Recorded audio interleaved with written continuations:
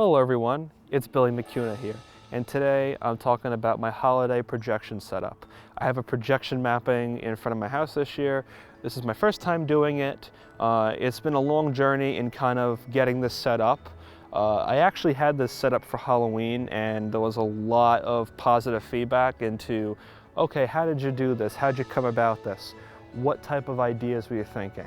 How this works is that I have a computer at home that's running Millumin, and Millumin is basically outputting the signal that is getting fed into that projector onto the house. And Millumin's a very interesting projection mapping software that I found that is, one, it's affordable, two, it's reliable, three, it accepts Apple ProRes and other uncompressed video codecs. Number four, it's really easy to fix something, tweak the settings. Number five, BitFocus companion, love it. I could use BitFocus to send commands to Millumin, and then Millumin does whatever it has to do at that certain time or when I push a button. So with all that, what's great about this is that basically what I did was I found a picture of my house on Trulia because when I was getting this house last year, looking for houses on different websites, I found a beautiful picture of my house.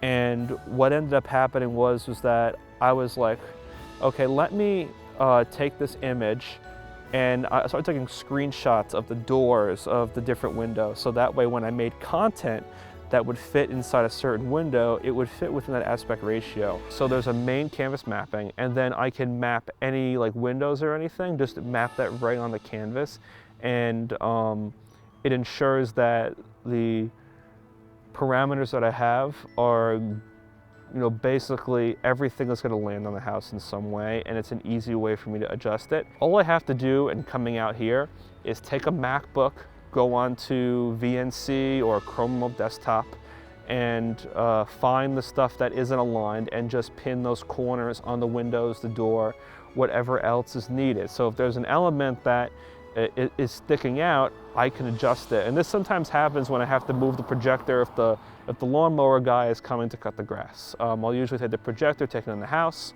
and then when he's done, I'll put it back out. And then when nightfall comes, I just make sure it's in its general position and just readjust any parameters to make sure that the content is mapped as accurately as possible.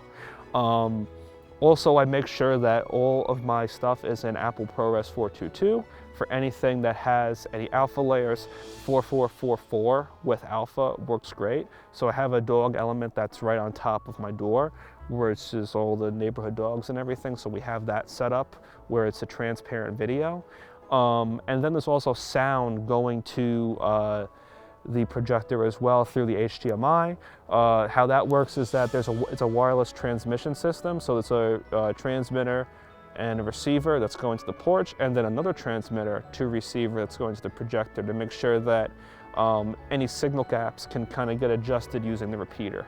How it gets turned on and turned off is that Amazon Alexa, basically I have smart plugs, and when the smart plugs turn on, the projector turns on. And then when the projector gets shut off, it's through a Raspberry Pi because it has to power down the projector using RS-232 to send a power off command, and then about 30 minutes after that, the power will shut off. And this is just to make sure that the projector has enough time to properly power off using its own setting before I engage the power off command using Alexa, to make sure that the internals have enough time to cool down with the ventilation that exists within the projection. Hit the subscribe button below. Thank you for watching, and stay tuned for more videos.